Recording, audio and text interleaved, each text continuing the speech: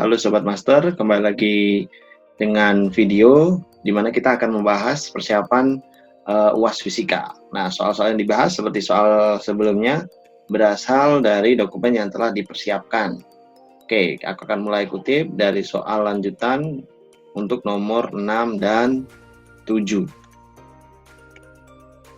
Nah, soal nomor 6 dan 7 ini nampaknya merupakan satu kesatuan sehingga kita bisa bahas ya dalam satu bahasan yang sama. Oke, jadi penjelasannya adalah sebagai berikut. Jadi ada sebuah bencana berhubungan diisi dengan fluida di mana kedua penampangnya berbeda ukuran. Yang satu 15 cm persegi, yang satu 65. Di satu sisinya diletakkan sebuah batu dan di sisi lain dihubungkan dengan menggunakan pegas 1600 Newton per meter konstantanya. Jika luasan area masing-masing adalah 15 cm persegi dan 65, seperti tadi yang sudah aku sampaikan, kita diminta untuk menentukan densitas batu yang volumenya 2 cm kubik yang harus diletakkan di penampang kanan agar pegas mampat 12 mili. Oke, berarti di sini hukum yang akan kita gunakan pastinya adalah hukum pada berjana berhubungan, di mana jika kita punya sebuah fluida tak kompresibel diletakkan dalam bejana berhubungan, maka jika di salah satu mulut bejana diberikan tekanan, maka tekanan akan diteruskan ke segala arah. Terus kemudian berarti hukum yang kita gunakan adalah F1 per A1 sama dengan F2 per A2. Jadi tekanan yang diberikan oleh si batu akan diteruskan dengan dengan baik oleh fluida tak kompresibel ini hingga mencapai ke mulut bejana lainnya, yang kemudian efeknya akan membuat si pegas ini mampat. Nah, di sini berarti satu-satunya gaya yang menyebabkan peristiwa itu adalah gaya berat dari si batu, di mana konversi gaya beratnya adalah pasti mg. Nah, berarti persamaannya berubah nih, dari F1 per A1 menjadi mg per A1 sama dengan, nah F2 ini tentunya adalah gaya pegas. Sebuah pegas yang mampat pasti dia akan mengalami atau di kondisi mampat itu pasti disebabkan oleh sebuah gaya. Nah, gaya itu pasti dituliskan sebagai setengah K delta Y kuadrat dibagi dengan A2. Terus dari mana kita mendapatkan densitas batu? Karena fokus yang ditanyakan kan densitas. Nah, densitas sendiri itu sebenarnya merupakan komponen penyusun massa. Nah, jadi densitas dikalikan dengan volume akan jadi massa batu dikalikan dengan gravitasi dibagi dengan A1 sama dengan K delta Y kuadrat dibagi 2A2. Oh, berarti dari sini aku mau katakan bahwa densitas itu sama dengan K delta Y kuadrat A1 dibagi 2A2 dikalikan V dikalikan G. Nah, atau yang dimana nilai rho-nya ini untuk nomor 6 bisa kita tuliskan sebagai K-nya 1600. Delta Y-nya 12 mm kuadrat, berarti 144 mm itu kan 10 pangkat min 3. Kita kuadratin jadi 10 minus 6. Habis itu dikalikan dengan luas A1-nya. Nah, yang mana yang dianggap A1? Yang ini saja. Ini kita anggap A1, nah yang ini kita anggap sebagai A2. Sehingga pasti ini 65, 10 minus 4.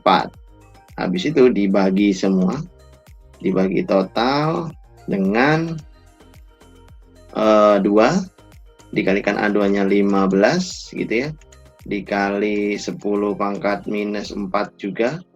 Habis itu dikalikan dengan volume si batu, 2 kali 10 pangkat minus 6 volumenya, dikalikan gravitasinya 10. Oke, berarti di sini kita bisa melakukan beberapa aktivitas untuk mencoret, atau kalau enggak kita bisa menggunakan alat hitung saja.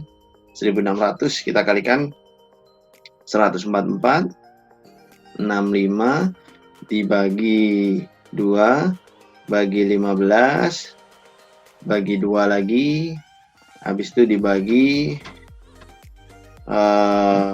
sudah dibagi 2 saja. Nah, hasilnya 249.600. 2, 4, 9, 600. Nah, tapi kita harus menginkludkan 10-nya juga. 10 min 6, 10 min 4, 10 min 10. 10 minus 10. Yang di bawah 10 min 4, 10 min 6, 10 min 10 dikalikan 10. Ya, atau kita bisa gini aja, 10 min 10. Nah, ini 10, berarti ini kita bisa coret, ini kita bisa coret. Berarti hasilnya adalah 24.960 kg per meter kubik. Nah, ini berarti densitas batu yang kita cari. Kalau dilihat dari besarnya, berarti ini nilai yang cukup besar di sini. Oke, kita lanjut ke soal nomor 7. Nah, jika batu yang digunakan itu mempunyai densitas sekarang rho-nya 125 gram per cm kubik, atau berarti rho-nya sama dengan 125 10 minus 3 dibagi dengan 10 minus 6, atau sama dengan 125.000. Nah, gitu. Kilogram per meter kubik. Kita ditanya nih, seberapa jauh gas tertekan sekarang jika volumenya 1,5 cm kubik. Nah, dari persamaan yang sama, kita tinggal elaborasi lebih jauh. Berarti kan kita tinggal mencari delta Y kuadrat, atau delta Y. Delta Y berarti akar. Ya, kita bisa tulis akar gini ya. Akar dari apa nih? Ya, kita pindah-pindahkan saja ruas-ruasnya. Ada 2, ada rho, kemudian ada A2, ada volume, ada gravitasi. Nah, kemudian ada lagi adalah K dan nilai A1. Nah, atau berarti nilainya ini nanti sama dengan akar dari 2 dikalikan 125 10 pangkat 3. Habis itu A2-nya tadi itu adalah 15 kali 10 minus 6.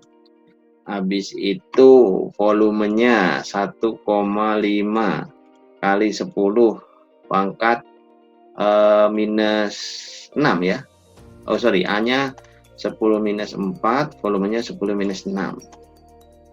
Nah, ini 4, ini minus 6. Kemudian G-nya 10 jelas. Nah, semuanya kita bagi semua dengan K-nya. K-nya adalah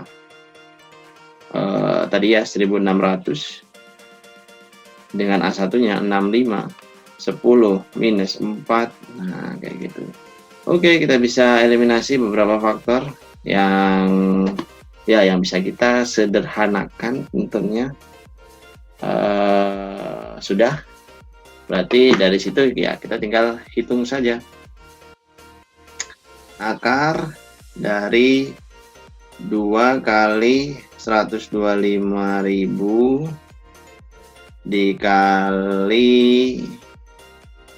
15 dikali 1,5 dikali 10 pangkat minus 6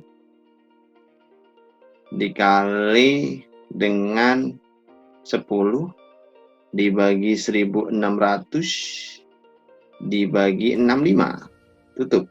Nah, ternyata hasil dari akarnya menunjukkan nilai sebesar 0,023.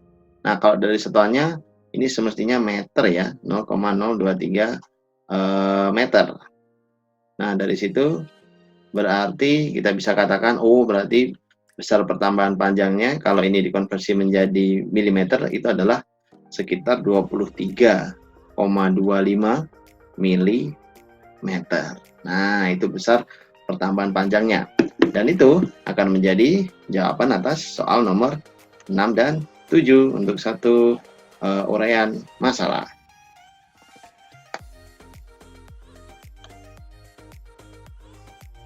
Halo Sobat Master, kembali lagi kita akan melanjutkan pembahasan video untuk soal persiapan UAS Fisika dari Master TPB. Nah, jadi di soal dijelaskan ada sebuah bejana berisikan air, tampak seperti pada gambar di atas. Diketahui bejana tersebut bocor pada sebuah titik yang jarak antara titik tersebut dengan permukaan atas air itu 10 cm dan ketinggian totalnya 40 cm. Nah, kita diminta nih, pada jarak X berapakah air dapat menyentuh lantai. Nah, pertama-tama mungkin aku akan mencari kecepatan air keluar terlebih dahulu. Nah, titik-titik yang aku amati untuk mencari kecepatan air keluar itu ada di 2 titik. Nah, mungkin titik yang pertama ada di sini, titik A, dan titik yang kedua adalah titik tepat di mulut dari si lubang tadi.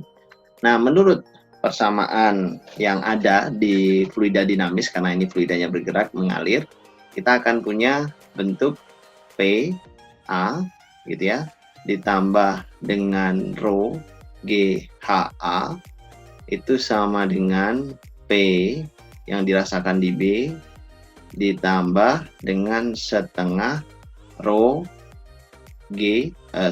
setengah rho V di B kuadrat atau rho V kuadrat. Nah, di sini ini juga sama dengan berarti di titik A dia merasakan adanya tekanan udara luar karena titik A itu masih di dalam bejana, dia merasakan adanya tekanan udara luar sebesar V0. Terus kemudian ini rho G, HA-nya itu sebesar H. Nah, ini berarti tekanan hidrostatis. Kemudian PB-nya karena dia juga titik di luar pasti merasakan tekanan udara luar, yaitu P0 juga, ditambah setengah dikalikan rho fluida V kuadrat. Nah, dari sini aku bisa mengeliminasi nih. Ada P0, kemudian rho pula. Nah, dari sini aku akan dapatkan persamaan bahwa V itu ternyata sama dengan akar 2G dikalikan H. Atau kita bisa masukkan akar dari 2 kali gravitasi kita masukkan 10 gitu ya. Hanya kita masukkan 0,1. Nah, atau berarti kecepatan keluar airnya adalah akar 2. Nah, dari sini kita juga bisa nih mencari lama waktu bergerak dari titik B sampai jatuh di titik C. Jadi lama waktu air gitu ya, bergerak dari B sampai jatuh ke C. Kenapa kita bisa cari? Karena bentuk lintasannya ini seperti lintasan parabola, di mana terdapat 2 komponen kecepatan, vertikal dan horizontal. Yang horizontal V yang tadi merupakan GLB, sehingga dia serba sama di setiap titik, baik di sini, dan seterusnya. Terus kemudian ada satu lagi yang vertikal. Nah, untuk mencarinya kita bisa menggunakan nih persamaan di kinematika.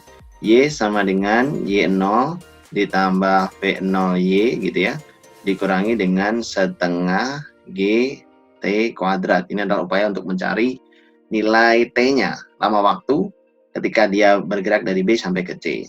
Posisi akhir tentu ada di ketinggian 0. Posisi awal ada di ketinggian H besar dikurangi H kecil, yaitu 40 cm, 0,3.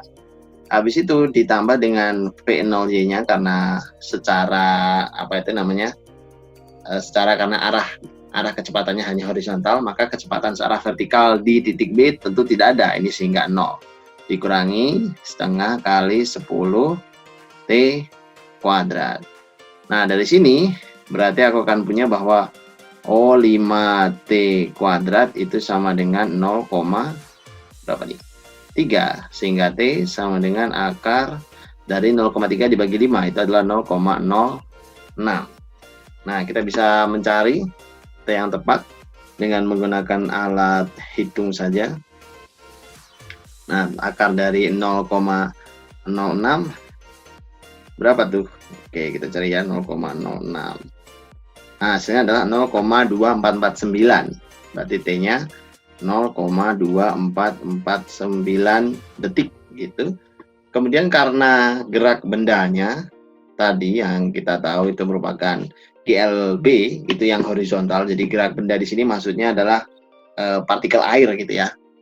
Nah, sehingga jarak X sudah pasti merupakan V dikalikan T. Ya, kayak gitu. Sama dengan berarti V-nya adalah akar 2 dikalikan dengan 0,245. Nah, atau berarti ini sama dengan 0,346. 0,3464 meter. Oke. Dan ini adalah jawaban untuk soal nomor 8. Nah, sekarang kita beranjak kebutuhannya lebih jauh nih untuk menjawab soal nomor 9. Nah, pada soal nomor 9 ditanyakan, pada kedalaman berapakah lubang kedua harus dibuat agar air yang keluar memiliki X yang sama dengan lubang pertama? Berarti di sini yang sama hanya nilai X-nya saja. Jadi X-nya harus 0,3464, di mana X di sini itu merupakan perkalian V dikalikan dengan T. Nah, di mana V-nya tadi ditemukan berdasarkan rumus akar dari 2G, karena yang digunakan adalah kedalaman baru, berarti H baru gitu ya, H aksen, seperti ini misalkan, dikalikan dengan T-nya. T-nya juga tadi sudah kita tentukan, T-nya itu sama dengan akar dari, nah yang berbeda di sini nih, masalah apa itu namanya, Y0, posisi lubang gitu ya, berarti Y0 ini kan berarti ketinggian. Nah, ketinggiannya misalkan lubangnya diletakkan untuk suatu titik yang kedalamannya adalah sebesar H aksen, berarti kita akan punya persamaan T kayak gimana dong? Ya, atau kalau enggak kita tuliskan terlebih dahulu H aksen kayak gini. Nah, kemudian ini kita biarkan nih dalam bentuk T dulu. Nah, terus habis itu kita tuliskan lagi persamaan T tadi. Y sama dengan Y0-nya tadi H minus H aksen dikurangi dengan 5T kuadrat. Nah, dari sini berarti jelas Y-nya kan ini 0 nih. Ini sudah pasti 0 kan nilainya. Berarti kalau diputar ke sana 5T kuadrat itu sama dengan H atau 0,4 gitu aja, dikurangi H aksen, sehingga si T-nya itu, nah T-nya ini sama dengan akar dari 0,4 dikurangi H aksen dibagi 5 dong. Nah, kayak gini. Terus berarti ya kita bisa isi nih. X-nya itu sama dengan akar dari 2G H aksen, berarti 20 H aksen dikali dengan akar dari, nah persamaan tadi yang agak panjang tadi, 0,4 dikurangi H aksen dibagi dengan 5. Dan ini harus sama dengan 0, berapa tadi? 3464. Nah, atau ini kita bisa tuliskan 0,3464 kuadrat sama dengan 20/5 itu 4 ya. 4 H aksen dikali 0,4 dikurangi H aksen, atau sama dengan 1,6 H aksen gitu ya, dikurangi 4 H aksen kuadrat. Nah, 0,3464 kuadrat berapa nih? Kita hitung. Itu jawabannya adalah 0,12. 0,12 sama dengan 1,6 H aksen dikurangi 4 H aksen kuadrat. Ya, seperti ini. Kemudian dengan cara yang sangat mudah kita bisa kalikan berapa nih? Yang enak kalikan 100 ya. Terus kita pindah ruas. 0 sama dengan 160 H aksen minus 400 H aksen kuadrat ditambah 12. Nah, atau bisa juga kita tuliskan sebagai 0 sama dengan kita mau bagi dengan, kalau dibagi dengan 4 gitu ya, ini jadi 40 min 4 gitu misalkan. Nah, ini jadi 100 H aksen kuadrat minus dari 40 H aksen, yang ini minus, sorry, ini tadi bukan plus ya, ini tandanya di ruas sebelah sini harusnya adalah minus gitu, berarti ini jadi plus dari 3. Nah, kalau kita faktorkan menjadi gimana nih? 0 sama dengan 10 H aksen dikurangi 3 dikali 10 H aksen, H aksen dikurangi 1. Ya kan, minus 30, minus 10, minus 40, betul. Berarti opsinya untuk jawaban H aksen, kalau nggak H aksennya itu sama dengan 0,3, ya berarti H aksennya sama dengan 0,1.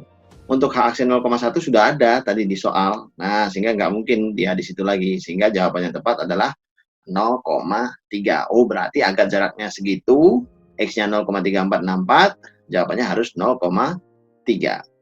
Nah, terus kita berlanjut ke nomor 10. Oke, kita bisa letakkan nomor 10 di bagian sini. Nah, untuk nomor 10, jika kita ingin memaksimumkan X, tentukan kedalaman berapa lubang pertama yang harus dibuat. Nah, jadi kita ingin memaksimumkan X. Tadi, X sudah sempat kita tulis ya persamaannya. X sama dengan akar dari, akar dari 20H dikalikan akar dari 0,4 minus H baru dibagi 5. Atau kalau mau kita satukan bentuk akarnya, ini jadi 1,6H dikurangi dengan 4H kuadrat. Ini X gitu ya. Nah, memaksimumkan X itu bisa juga kita katakan memaksimumkan kalimat di dalam ini. Nah, berarti kita akan memaksimumkan fungsi 1,6H dikurangi 4H kuadrat. Caranya bagaimana? Ya, fungsi ini kita turunkan. Nah, kita turunkan. Jadi, kita cari dx per dh supaya dia sama dengan 0 dan nilai H berapa yang memenuhi. Sudah, berarti ini kita turunkan jadi 8H minus ditambah 1,6, hasilnya harus 0. Berarti H-nya itu sama dengan 1,6 dibagi dengan 8. Itu hasilnya adalah 0, berapa nih? 2 meter. Oh, berarti ketinggian yang bisa membuat dia optimum bukan 10 cm, bukan juga 30 cm, tapi justru yang agak tengah-tengah, yaitu kedalaman H-nya sebesar 20 cm. Nah, jadi ini adalah nilai yang memaksimumkan H. Nah, dari situ pembahasan soal untuk nomor 8 sampai 10. Aku pamit. Terima kasih. Sampai jumpa di video berikutnya.